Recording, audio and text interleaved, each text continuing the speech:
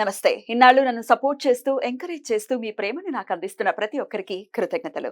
అలాగే ఈ వీడియో కూడా ఖచ్చితంగా మీకు ఉపయోగపడుతుంది. లైక్, షేర్ అండ్ సబ్స్క్రైబ్ చేసి మీ సపోర్ట్‌ని నాకు అందించండి. అలాగే ఈ వీడియో పట్ల మీకున్న అభిప్రాయాన్ని కామెంట్ సెక్షన్‌లో కామెంట్ చేసి తెలియజేయండి. ఇప్పుడు వీడియోని చూద్దాం. నమస్తే, వెల్కమ్ టు అవర్ ఛానల్. నేను పద్మిని. ప్రస్తుతం మనతో పాటు astrologer, tarot card reader and crystal healer Anupama గారు ఉన్నారు. మాట్లాడదాం. అనుపమ గారు నమస్తే అండి. నమస్తే పద్మిని గారు. ఎలా ఉన్నారు అనుపమ గారు? బాగున్నానండి, థ్యాంక్ యూ. ఫైన్. అనుపమ గారు, పంచగ్రహ కూటమి, ఆ కూటంలోనే ఉన్నాం ఇప్పుడు. ఆల్రెడీ పంచగ్రహ కూటంలోనే ఉన్నాము. చాలా మంది చెప్పేది ఏంటి అంటే పంచగ్రహ కూటమి 5th and 6th వస్తోంది అని అంటున్నారు, విచ్ ఇస్ నాట్ కరెక్ట్. షష్టగ్రహ కూటమి అప్పుడు జరగబోతోంది. బట్ ఇప్పుడు ప్రెసెంట్ మాత్రం ఎప్పటి వరకు ఉందండి పంచగ్రహ కూటమి? 5th మనకి పంచగ్రహ కూటమి 15th వరకు ఉంటదండి. సో జూన్ 15th వరకు పంచగ్రహ కూటమిలోనే ఉంటాం మనం. రైట్. అసలు ఈ పంచగ్రహ కూటమి ఏ గ్రహాల ద్వారా ఏర్పడుతోంది? అలాగే షష్టగ్రహం అంటే 6 గ్రహాలు, మరి ఆ షష్టగ్రహ కూటమి ఎప్పుడు ఏర్పడుతోంది? ఏంటి దీనివల్ల? అంటే గ్లోబల్ గా ఏమైనా ఇంపాక్ట్స్ ఉంటాయా? పర్సనల్ ఇండివిజువల్ గా మన లైఫ్స్ లో కూడా ఏమైనా ఇంపాక్ట్ ఉంటుందా? What is your analysis Anupama గారు? షష్టగ్రహ కూటమి అయితే మనకి రేపు ఆల్రెడీ జూన్ 1st కి యురేనస్, మనం చాలా మంది నెగ్లెక్ట్ చేస్తారండి. వేదిక్ ఆస్ట్రాలజర్స్ యురేనస్ ని కన్సిడర్ చేయరు, వెస్టర్న్ లో కన్సిడర్ చేస్తారు. కానీ వేదిక్ లో కూడా మనం కన్సిడరేషన్ ఎక్కడ తీసుకోవాలంటే మండేన్ ఆస్ట్రాలజీ, అంటే గ్లోబల్ ఈవెంట్స్ ప్రెడిక్షన్స్ చేయడానికి మనకి ఈ ప్లానెట్స్, అవుటర్ ప్లానెట్స్ మనకి చాలా ఇంపార్టెంట్ అయిపోతాయి అన్నమాట. For example Neptune, Uranus, Pluto, ఈ 3 గ్రహాలు రవికి దూరంగా ఉంటాయి, పృథ్వీ పైన ఎఫెక్ట్స్ పడవు అని అనుకుంటూ ఉంటాం మనం. లేదండి, పడతాయి. డెఫినెట్లీ పడతాయి. అంటే ఇవి జనరేషనల్ గా చేసే చేంజెస్ అన్నమాట. ఒక కంప్లీట్ ఒక జనరేషన్ ని మార్పు తీసుకొచ్చే ప్లానెట్స్ అన్నమాట ఇవి. సో ఇంపాక్ట్ కొద్దిగా తక్కువ కనబడుతుంది డే టు డే రొటీన్ లో, కానీ ఎక్కువ కాలం ఉంటుంది కాబట్టి ఒక రాశిలో. ఎంతండి సుమారుగా యురానస్? ఇప్పుడు యురానస్ వచ్చేసి మనకి 84 సంవత్సరాలు పడుతుందండి మొత్తం ఒక రెవల్యూషన్ కంప్లీట్ చేయడానికి. అంటే ఏ రాశి నుంచి మొదలెట్టుకుంటే మళ్ళీ ఆ రాశి దగ్గరికి రావడానికి 84 years పడుతుంది. అంటే ఒక రాశిలో 7 సంవత్సరాలు ఉంటది అనమాట యురేనస్. సో ఇప్పుడు యురేనస్ వృషభ రాశిలోకి ఎంటర్ అయింది. మేషం అగ్నితత్వ రాశి నుంచి ఇప్పుడు భూతత్వ రాశిలోకి ఎంటర్ అయింది. అక్కడే ఆల్రెడీ మనకి కొన్ని గ్రహాలు ఉన్నాయి. గురువు, శుక్రుడు, బుధుడు, రవి, ఈ 4 గ్రహాలు ఉన్నాయి. సో ఇప్పుడు యురేనస్ మనకి మొన్న జూన్ 1st కి ఎంటర్ అయినప్పుడు పంచగ్రహ కూటమి లాగా మనం కన్సిడర్ చేసుకోవచ్చు. కానీ జూన్ 5వ తారీఖు 6వ తారీఖు మాత్రం చంద్రుడు ఎంటర్ అవుతాడు కాబట్టి మనకి షష్టగ్రహ కూటమి ఏర్పడుతుంది. సో జనరలీ ఆల్రెడీ మనకు ఒకసారి కోవిడ్ ఇన్సిడెంట్ జరిగింది కాబట్టి షష్టగ్రహ కూటమి అంటే రకరకాలుగా భయాలు ఉన్నాయి జనాలలో. అదే కోవిడ్ రావడం, లాక్డౌన్ రావడం, అట్లాంటి సిచ్యువేషన్స్ ఉండవు. ఎందుకంటే ఇక్కడ మనకి ఆ వాయుతత్వం ఎక్కడ కనిపించట్లేదు. అంటే బ్రీదింగ్ ఇష్యూస్ కి, వైరస్ స్ప్రెడ్ అవ్వడానికి అట్లాంటి ఇష్యూస్ కనబడట్లేదు. కానీ యురేనస్ అనే ఈ గ్రహం ఏంటి అంటే బేసికలీ మనకి కొద్దిపాటిగా హయ్యర్ వర్షన్ ఆఫ్ బుధుడు అని చెప్పుకోవచ్చు అనమాట. ఓకే, మనకి ఏరోస్పేస్ ఇండస్ట్రీస్ అవ్వచ్చు, sudden shocks, sudden earthquakes రావడానికి, భూకంపాలు రావడానికి, ఏదైనా సడన్ గా జరిగిపోవడానికి అన్నమాట. ఎందుకంటే రూలింగ్ వచ్చేసి కుంభరాశిని రూల్ చేస్తారు యురేనస్. మనకి తెలుగులో ఏమంటారంటే అరుణుడు అని కొంతమంది అంటారు, ప్రజాపతి అని కొంతమంది అంటారు, ఇంద్రుడు అని కొంతమంది అంటారు.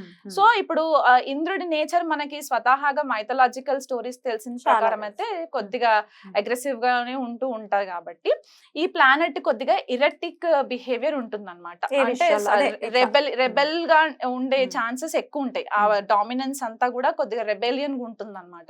సో ఎప్పుడైతే ఇలాంటి గ్రహము మనకి భూతత్వ రాశిలోకి ఎంటర్ అయ్యి 0 degrees లో ఉంటుంది ఇప్పుడు ప్రెసెంట్ గా. ఎందుకంటే స్లో మూవింగ్ ప్లానెట్, మనం శనినే అనుకుంటాము, శని కంటే ఇంకా స్లో మూవింగ్ ప్లానెట్ కాబట్టి 0 degrees టారస్ లో ఉంది ఇప్పుడు ప్రెసెంట్. అంటే కృతికా నక్షత్రంలో ఉంటుంది. అక్కడే మనకి గురుడు 8 degrees లో కృతికాలోనే ఉంటారు. బుధుడు కూడా మనకి ఇంచుమించు 3 degrees 4 degrees 7 degrees ఉంది. 7 degrees బుధుడు మనకి కృతికాలో ఉంటారు. రోహిణిలో రవి అండ్ శుక్రుడు 20-21 degrees క్లోజ్ కంజంక్షన్స్ లో ఉంటాయి. అండ్ తర్వాత మళ్ళీ చంద్రుడు ఎంటర్ అవుతాడు. సో చంద్రుడు కూడా కృతికాలోనే, అంటే ఒక 4 గ్రహాలు కృతికా నక్షత్రంలోనే ఉంటాయి అన్నమాట. ఆల్రెడీ మనకు తెలిసింది ఏంటంటే కృతికా నక్షత్రం అగ్నితత్వ నక్షత్రం. అండ్ సింబల్ కూడా మనకి రేజర్, ఫైర్, కత్తి, ఇవన్నీ తోటి మనం కన్సిడర్ చేసుకుంటాం. సో ఒక ఎరేటిక్ బిహేవియర్ ఉన్న గ్రహము కృత్తికాలోకి ఎంటర్ అయినప్పుడు గురుడు ఆల్రెడీ మనకి వాయుతత్వ గ్రహంగా మనం చెప్పుకుంటాం, ఆకాశ తత్వంగా చెప్పుకుంటాం కాబట్టి ఈ ప్లానెట్స్ అన్ని కూడా ఒక క్లస్టర్ ఆఫ్ ఎనర్జీస్ వచ్చేసరికి ఎక్స్ప్లోజన్స్ అయ్యే ఛాన్సెస్ ఎక్కువ ఉంటాయండి మనకి.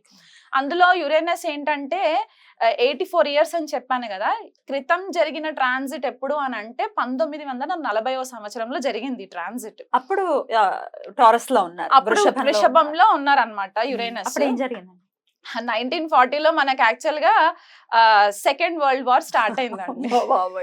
సెకండ్ వరల్డ్ వార్ స్టార్ట్ అయింది. ప్రేక్షకులు కావాలంటే వెరిఫై చేసుకోవచ్చు మన టైమ్ లైన్స్.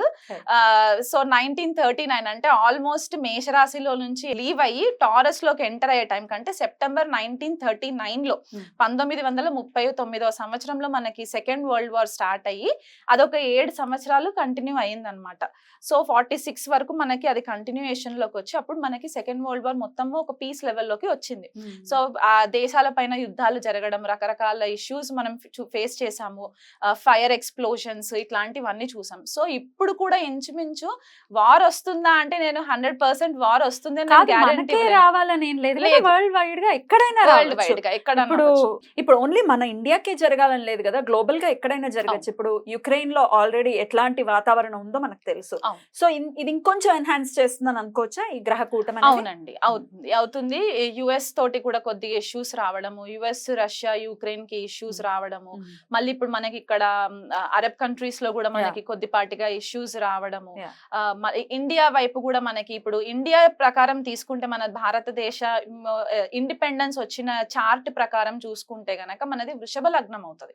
సో లగ్నంలోనే మనకి షష్టగ్రహ కూటమి అనేది ఏర్పడుతుంది. ఈ రిజల్ట్ మనకి ఆ రోజే కనిపిస్తుందా అంటే ఆ రోజు కనిపించక్కర్లేదు. ఇది ఒక ప్రాసెస్, స్లో మూవింగ్ ప్రాసెస్ కాబట్టి it will take some time అన్నమాట. ఆ మొత్తం ఎనర్జీస్ అంతా కల్మినేట్ అయ్యి మనకు ఒక ఎండ్ రిజల్ట్ రావడానికి.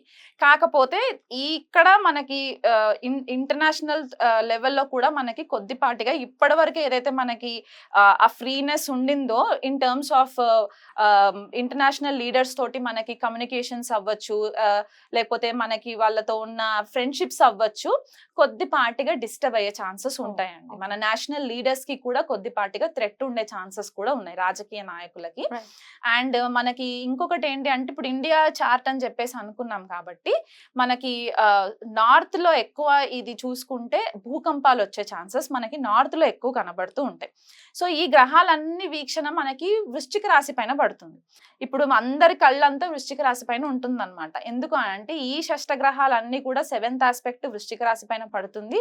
కుజుడు ఆల్రెడీ మేషరాశిలోకి ఎంటర్ అయ్యి మేషరాశి నుంచి 8వ ఆస్పెక్ట్ వృశ్చిక రాశి పైన పడుతుంది. రాహు 9వ దృష్టి మనకి వృశ్చిక రాశి పైన పడుతుంది. అండ్ ఇక్కడ కుజుడు ఆల్రెడీ శని వీక్షణలోనే ఉన్నారు. సో మొత్తం 9 గ్రహాలు వృశ్చిక రాశి పైన పడుతుంది చూపు. అండ్ షష్టగ్రహ కూటమి మాత్రం వృషభ రాశిలో జరుగుతుంది. సో మన లైఫ్ లో ఎట్లాంటి ఈవెంట్స్ అంటే మనకి వృషభ రాశికి సంబంధించిన కారకత్వాలు, వృశ్చిక రాశికి సంబంధించిన కారకత్వాలు ఎఫెక్ట్ అయ్యే ఛాన్సెస్ ఉంటాయి.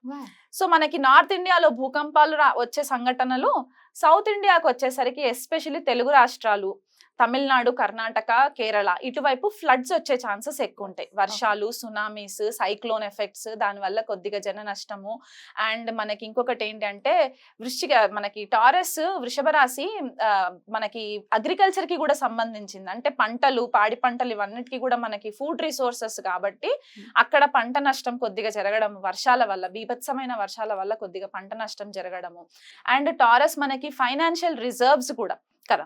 సో ఫైనాన్షియల్ గా కూడా మనకి కొద్దిపాటిగా డిస్టర్బెన్సెస్ రావడము, సడన్ చేంజెస్ రావడము, గ్లోబల్ అంటే మనకి ఇంటర్నేషనల్ లెవెల్ అండ్ మనకి నేషనల్ లెవెల్లో కూడా ఫైనాన్షియల్ రీస్ట్రక్చరింగ్ జరిగే ఛాన్సెస్ ఈ షష్టగ్రహ కూటమి ఎఫెక్ట్స్ వల్ల జరిగే ఛాన్సెస్ ఉన్నాయి. అండ్ అది కాకుండా స్పెసిఫిక్ గా ఇది ఎవరికి ఎక్కువ వర్తిస్తుంది అంటే ఇండివిజువల్ హారోస్కోప్స్ లో కూడా సడన్ గా ఫైనాన్షియల్ రిసెంట్మెంట్ రావడము. అండ్ ఇంకొకటి ఏంటి అంటే స్టాక్స్ లో ఇన్వెస్ట్మెంట్స్ చేస్తూ ఉంటారు కొంతమంది. స్టాక్స్ లో సడన్ గా లాసెస్ ఫేస్ చేయడము, ఒక కన్ఫ్యూజన్ కైండ్ ఆఫ్ ఎనర్జీస్ మనకి కనబడతాయండి ఈ Okay. షష్టగ్రహ కూటమి ఎఫెక్ట్స్ వల్ల. ఎన్నాళ్ళు ఉండొచ్చు ఈ ఇంపాక్ట్స్ అంతా కూడా? ఈ షష్టగ్రహ కూటమి అయితే మనకి 2 రోజులు ఉంటుంది. ఉంటుంది. జూన్ పంచగ్రహం 5. అయితే? పంచగ్రహం అయితే మనకి జూలై 15వ తారీఖు వరకు ఉంటుంది. అంటే రవి మనకి వృషభ రాశిలో నుంచి మిథునంలోకి వచ్చేయాలి. తర్వాత శుక్రుడు కూడా మిథునంలోకి వచ్చేస్తారు. అప్పుడు బుధుడు కూడా వచ్చేస్తాడు కాబట్టి ఇంకా లాస్ట్ మిగిలిన గ్రహాలు ఏంటి అంటే గురుడు అండ్ యురేనస్ 2 కలిసి ఉంటాయి కాబట్టి ఇది మనకి long lasting effect. Next year కి మనకి కొద్దిపాటిగా డిస్టర్బెన్సెస్ ఇంకెక్కువ విట్నెస్ చేయడానికి ఉంటదండి. అది మనకి మండేన్ లెవెల్లో చెప్పుకునే అంశాలు అన్నమాట ఇవి. ఇండిపెండెన్స్ కి ఒకసారి చెప్పండి, ఏ రాశి వాళ్ళకి ఎలా ఉంటుంది అనేది ఒకసారి చెప్పండి. ఒకవేళ నెగటివ్ ఇంపాక్ట్స్ గనుకుంటే వాళ్ళు ఏం చేసుకోవచ్చు ఈ ఇంపాక్ట్ నుంచి బయటపడటానికి అనేది కూడా ఒక్కసారి. ఇక వృశ్చికం. ఆ వృశ్చిక రాశి వాళ్ళకైతే సప్తమంలోనే జరుగుతుంది కాబట్టి వైఫ్ కానీ హస్బెండ్ కానీ ఏదన్నా ప్రాబ్లమ్స్ ఉంటే కూర్చొని మాట్లాడుకొని సార్ట్ అవుట్ చేసుకోవడము. ఈ 1 మంత్ వరకు వీలైనంత మట్టుకు సీరియస్ అవుతున్న ఇష్యూస్ అంటే గనక కొద్దిపాటిగా 1 మంత్ వరకు బ్రేక్ ఇచ్చేసుకొని దాని తర్వాత డిస్కషన్స్ చేసుకోవచ్చు. హెల్త్ పరంగా కూడా కొద్దిపాటిగా కేర్ఫుల్ గా ఉండాలి. ఎస్పెషలీ మనకి లోవర్ బాటమ్ ఏరియాస్ ఎవరైతే ఉంటాయో మనకి అక్కడ పార్ట్స్ ఆఫ్ ద బాడీ అవి కొద్దిగా కేర్ఫుల్ గా ఉండాలి. ఇది వరకు ఏమైనా హెల్త్ ఇష్యూస్ తోటి ఇబ్బంది పడుతూ ఉంటే గనక యాజ్ తులారాశి వాళ్ళకి ఎట్లా చెప్పానో స్కార్పియో వాళ్ళకి కూడా అదే వర్తిస్తుంది ఇక్కడ. ఎందుకు అనంటే మనకి వాటర్ సైన్ అయిపోయింది, ఇమోషనల్ టర్మాయిల్ ఉంటదండి స్కార్పియో వాళ్ళకి. వాళ్ళకి అంటే వాళ్ళు స్వతహాగా వాళ్ళు వెళ్ళి ఎక్కడ ఏ గొడవ పెట్టుకోకపోయినా కొన్నిసార్లు వాళ్ళకి తెలియకుండా వాళ్ళని లాగేస్తూ ఉంటారు అనమాట ఈ పర్టిక్యులర్ ట్రాన్సిట్ వల్ల. అండ్ ఒకవేళ ఎవరైనా అకల్ట్ ప్రాక్టీసెస్ నేర్చుకోవాలి అంటే గుప్త విద్య ఎవరైనా నేర్చుకోవాలి అనుకునే వాళ్ళు ఉంటారో, అది జ్యోతిష్యం అవ్వచ్చు, టారో అవ్వచ్చు, ఇలాంటిది ఏదైనా నేర్చుకోవాలనుకుంటే this is the right time. అదొకటి బెనిఫిట్. వీళ్ళు ఇంట్రెస్టెడ్ కూడా ఉంటారేమో కదా. వృశ్చిక రాశి వాళ్ళకి అకల్ట్ పైన చాలా ఇంట్రెస్ట్ ఉంటుంది. అండ్ యురేనస్ అక్కడ ఆల్రెడీ వాళ్ళకి సప్తమంలో ట్రాన్సిట్ కాబట్టి, అండ్ యురేనస్ జనరల్ గా ఎగ్జాల్టేషన్ సైన్ స్కార్పియో అన్నమాట, మనకి ఉచ్చ పొందుతాడు స్కార్పియోలో వృశ్చిక రాశిలో. సో ఈ టైం పీరియడ్ ఏంటంటే వీళ్ళకి హాఫ్ ట్రాన్సిట్ అన్నమాట, 42 years కి ఒకసారి వచ్చే ట్రాన్సిట్ లాగా కన్సిడర్ చేసుకోవచ్చు వీళ్ళకి. సో ఈ ఆస్ట్రాలజీ పైన కూడా వీళ్ళకి ఇంట్రెస్ట్ ఉంటే అటువైపు కూడా వెళ్ళొచ్చు. సో ఓవరాల్ గా అన్ని రాశుల వాళ్ళకి కూడా చెప్పారు కాబట్టి ఏదైనా రెమెడీ ఉందా? మీరు ఆల్రెడీ చెప్పారు ఏ పనులు చేయకుండా జాగ్రత్తగా ఉండండి అనేది కూడా వన్ ఆఫ్ ద రెమెడీస్ అని చెప్పుకోవచ్చు. అయినప్పటికీ ఇంకా ఆరాధన విషయంలో ఏదైనా చెప్తారా? ఆరాధన విషయంలో అంటే మనకి వృషభంలో ఇవన్నీ ప్లానెట్స్ జరుగుతున్నాయి కాబట్టి అందరూ ఫస్ట్ ప్రే చేయాల్సింది శ్రీ మహాలక్ష్మికి.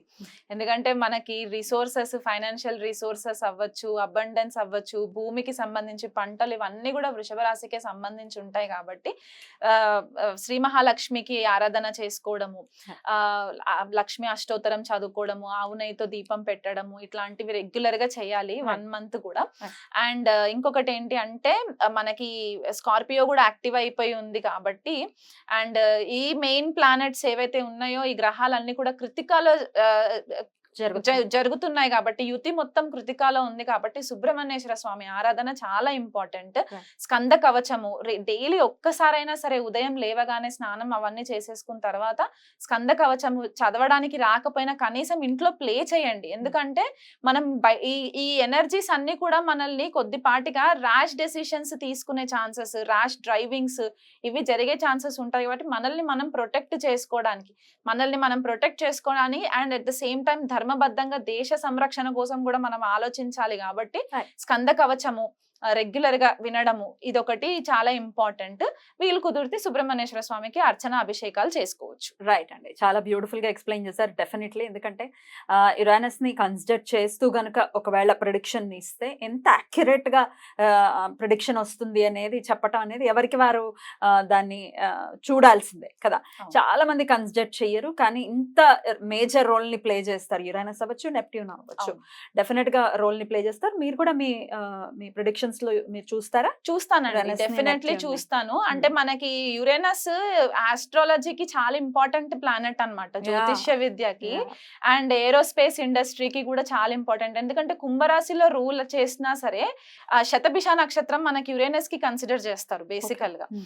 అండ్ మనకి ఇక్కడ వృశ్చిక రాశిలో ఉచ్చ పొందుతారు అండ్ వృషభంలో నీచబడతారు. Hmm. సో ఈ 2 మెయిన్ అకల్ట్ కి సంబంధించి అంటే గుప్త విద్య చాలా అద్భుతంగా వివరించారు. ఈ నెల్లాళ్ళు కూడా వీలైతే కూడా అందరూ చాలా జాగ్రత్తగా ఉంటూ అటు సుబ్రహ్మణ్యేశ్వర స్వామి ఆరాధన అండ్ లక్ష్మీదేవి ఆరాధన చెప్తున్నారు కాబట్టి అవి చేసుకుంటూ అందరికీ ప్రశాంతవంతంగా ఈ సమయం వెళ్ళాలని మనస్ఫూర్తిగా కోరుకుంటూ చక్కగా మాకు తెలియజేశారు. కృతజ్ఞతలండి. నమస్తే. నమస్తే అండి.